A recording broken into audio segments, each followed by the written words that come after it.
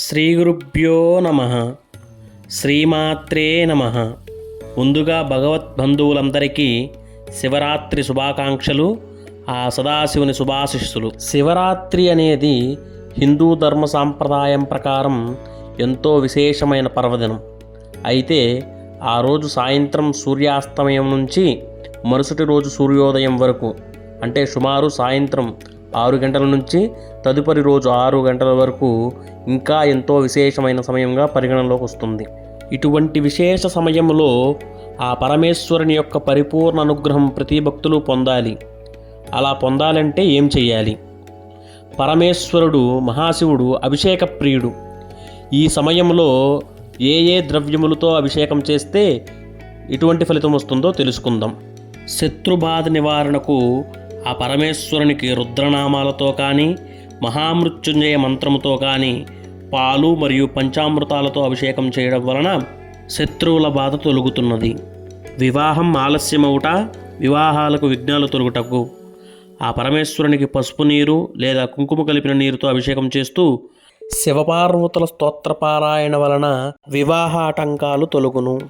ఆరోగ్య సమస్యలు ఉన్నవారు ఓం త్ర్యంబకం యజామహే సుగంధిం పుష్టివర్ధనం ఉర్వారుకమివ బంధనాన్ మృత్యోర్ముక్షేయమామృతాత్ ఈ మహామృత్యుంజయ మంత్రాన్ని పఠిస్తూ పాలు మరియు బెల్లం కలిపి అభిషేకం చేయడం వల్ల శీఘ్రంగా ఆరోగ్య సమస్యల నుంచి బయటపడే అవకాశం ఉన్నది. కుటుంబ కలహాలు లేదా కుటుంబ సమస్యలు ఉన్నవారు ఓం నమః శివాయ శాంతస్వరూపాయ నమః అను మంత్రాన్ని జపిస్తూ నెయ్యి మరియు పాలతో అభిషేకం చేయటం వల్ల కుటుంబ కలహాలు మరియు సమస్యలు తీరే ఆస్కారం ఉన్నది. మనశ్శాంతి కొరకు గంగాజలముతో లేదా తులసాకులు కలిపిన నీటితో అభిషేకం చేయటం విశేషం. అలా కుదరని పక్షంలో నీటిలో ఈ మంత్రాన్ని చెప్పి అభిమంత్రించి ఆ జలంతో అభిషేకం చేస్తే ఇంకా విశేషమైన ఫలితం. మంత్రం ఓం గంగే చ యమునే కృష్ణే గోదావరి సరస్వతి నర్మదే సింధు కావేరీ జలేస్మిన్ సన్నిధం కురు కావేరీ తుంగభద్రా చ కృష్ణవేణీ చ గౌతమి భాగీరథీ విఖ్యాత పంచగంగా ప్రకీర్తితా. ఈ మంత్రాన్ని అభిమంత్రించిన జలంతో అభిషేకం చేయుట వలన ఆ పరమేశ్వరుని దయతో మనశ్శాంతి సుఖ సంతోషాలు ఏర్పడును. చెరుకు రసముతో అభిషేకం చేయడం వలన ధన సమృద్ధి బాగా కలుగును. విపరీతమైన బాధలు దుఃఖము నుంచి బయటపడుటకు ఆ పరమేశ్వరునికి మెత్తని చక్కెరతో అభిషేకం చేయటం వలన దుఃఖముల నుండి బయటపడే అవకాశం ఉన్నది.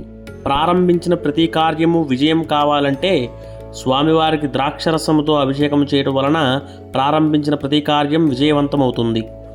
అపమృత్యు దోషం తొలగుటకు, అకాల మరణాలు తొలగుటకు స్వామివారికి మహామృత్యుంజయ మంత్రం చెబుతూ నువ్వుల నూనెతో అభిషేకం చేయడం వలన విశేషమైన ఫలితం వస్తుంది.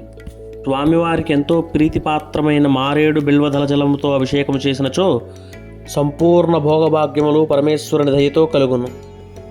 ఆ పరమేశ్వరునికి రుద్రాక్షలు లేదా రుద్రాక్ష జలముతో అభిషేకం చేయడం వలన అష్టైశ్వర్యాలు భోగభాగ్యాలు ఆ పరమేశ్వరుడు ప్రసాదిస్తాడు.